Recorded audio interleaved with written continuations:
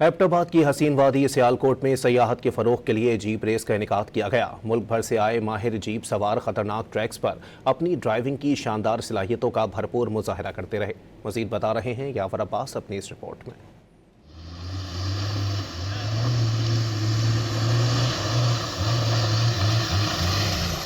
एबटाबाद में सयाहत के फरोग और एडवेंचर स्पोर्ट्स के शौकीन अफराद के लिए शानदार जीप रेस का मेला सजाया गया तो पुरकशिश वादी सियालकोट की फिजाएं इंजनों की घन गरज से गूंज उठी। इलाके में जिस मुल्क भर से 40 से जायद माहिर ड्राइवर्स ने अपनी ताकतवर गाड़ियों के साथ हिस्सा लिया। ट्रैक जी बहुत ही मुश्किल था, बम्पी भी था, पत्थर भी बहुत पड़े थे, बहुत मुश्किल से गाड़ियों को कंट्रोल किया है। व्यूज से इतने इम्प्रेस हो गए हैं कि क्या उस ट्रैक पे व्यूज थे, और जो एंडिंग पॉइंट था, जिस तरह हमेशा कहते हैं एक मुश्किल सफर के बाद जो आखिरी आपकी मंजिल होती है वो बहुत खूबसूरत होती है। 6 किलोमीटर तवील इस ट्रैक को इंतहाई महारत से तैयार किया गया, जिसमें पानी के गहरे तालाब, फिसलन पैदा करने वाला कीचड़ और पहाड़ी रास्तों के दुश्वार गुजार मोड़ शामिल हैं। ये कठिन ट्रैक ड्राइवर्स की महारत, तेज रफ्तारी और आसाब का असल इम्तिहान साबित हुआ। और ये टोटल मैं बताता चलूँ आपको, ये टोटल जो ट्रैक है वो 6 किलोमीटर का था, जिसमें 35 टू 40 प्लस गाड़ियों ने जो है पार्टिसिपेट किया है। सनसनीखेज रेस में तमाम रुकावटों को अबूर करते हुए और सख्त मुकाबले के बाद खालिक नूर ने पहली पोजीशन अपने नाम की, ताहिर रियाज दूसरी और राजा हैदर तीसरी पोजीशन हासिल करने में कामयाब रहे।